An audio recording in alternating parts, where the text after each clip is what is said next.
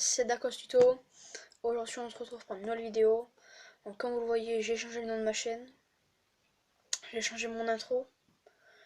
J'ai changé de caméra. J'ai tout changé en fait. Donc voilà. Comme je vous disais, aujourd'hui on va se retrouver pour une nouvelle vidéo. Donc on va faire une vidéo d'overboard. Donc je sais que je suis un peu en retard. Ça fait longtemps que j'ai mon overboard, mais j'ai jamais voulu faire de vidéo. C'est qu'aujourd'hui que je me décide à faire une vidéo. Donc on se retrouve juste après. Je vais aller chercher la bête, et je vais la recharger et après on reprend tout ça. Donc nous revoilà avec l'overboard. Donc il est comme ça. Voilà. Donc vous allez dire ouais, comment on fait pour trouver un comme ça? Donc en fait c'est juste des coques en silicone comme ça. Voici une coque en silicone que j'ai rajoutée. Je vous mettrai le lien dans la description pour vous montrer où est-ce que vous pouvez l'acheter. Donc je vais enlever les coques en silicone pour vous montrer un peu à quoi il ressemble sans les coques. Donc il ressemble à ça. Donc alors normalement ici il y a des coques en cuir, mais c'est mieux quand même pour pouvoir glisser la coque en silicone. C'est beaucoup plus facile d'enlever les coques en cuir, parce qu'avec les coques en cuir ça frotte contre la coque en silicone, et de une ça l'abîme, et de deux c'est extrêmement dur à mettre déjà. Donc voilà. Donc ici vous avez des LED. Juste là. Ici vous avez des LED. Je vais vous montrer. Hop les. Donc déjà j'espère que vous avez entendu bien le bruit qu'il fait. Hop.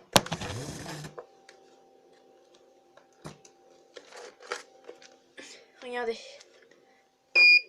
Voilà.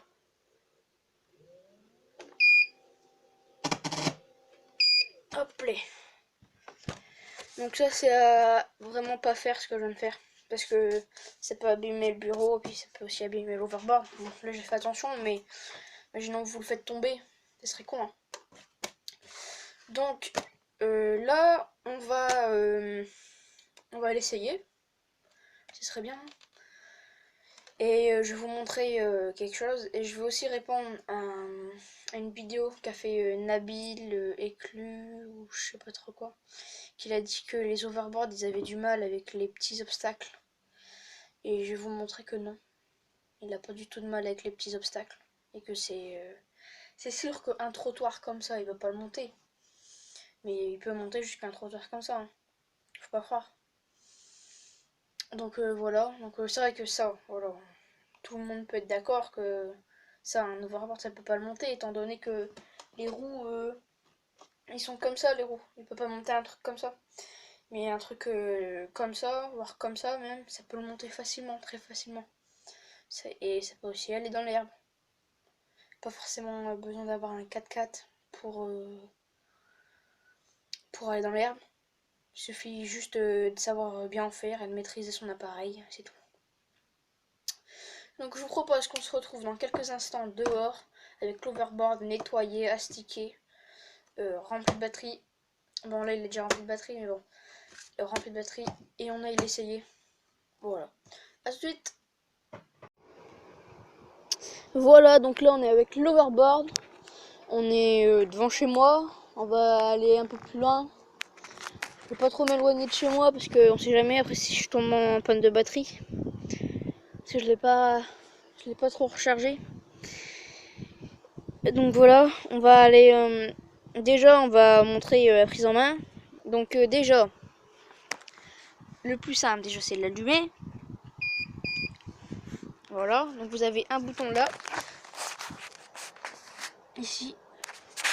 Donc vous avez le bouton de chargement, enfin pas le bouton, le trou de chargement, et le trou pour monter dessus, enfin le bouton. Donc là vous allez mettre un pied, et tout de suite vous allez mettre le deuxième. Donc là vous voyez, on est bien. Donc là il y a beaucoup de soleil, donc on voit pas trop les les trucs qui sont dessus. Donc là, j'espère que vous verrez.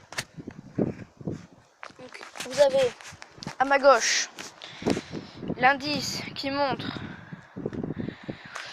que vous êtes dessus et qu'il y a de la pression et que tout va bien.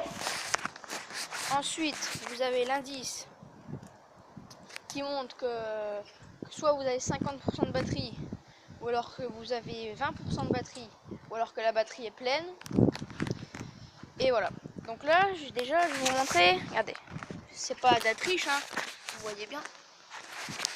Le trottoir est bien d'au moins 3 cm. Hop, hop, et il le monte, il le descend sans problème. Là, vous voyez bien de quelle taille il est, hein. Et je vais vous montrer qu'il le monte encore une fois sans problème. Hop là. Voilà, donc déjà une chose de faite. Voilà, donc comme vous voyez, il descend sans problème. Hop, là on va aller sur le trottoir d'en face. Là, trottoir un peu plus petit. Vous allez encore le voir qu'il le monte sans problème. Donc après, c'est vrai que si vous arrivez tout droit comme une flèche, déjà vous allez tomber. Mais si vous arrivez tout droit, tout doucement, déjà là, vous n'allez pas réussir. Donc là, hop, descente. Nickel, la descente. Montée. Et nickel, la montée. Donc après, il y a une technique pour savoir les montées. S'il y a des gens qui savent pas le faire, ils ont juste à regarder des vidéos, des tutos sur YouTube. Regarde, là je vais le faire, je vais vous montrer comment on fait. Donc déjà vous avez vu comment je suis descendu, et je prends toujours la technique de 2 coups. Vous mettez un coup pour monter, deuxième coup. Et c'est pareil pour tous les trottoirs. Si vous arrivez comme une balle sur l'obstacle, et déjà vous allez être déséquilibré, vous allez tomber, et hop, et si je fais pareil, parce que si vous descendez comme ça, hop, vous abîmez l'overboard. Tandis que si vous montez, enfin si vous descendez un pied, enfin une roue à la fois, là ça ira mieux. Regardez, hop, un coup, 2 coups. Pareil pour descendre, un coup, 2 coups. C'est toujours pareil. Hop là. Donc là, regardez, hop, là ici on est là. Donc là on met un coup, 2 coups. On repart. Un coup, 2 coups.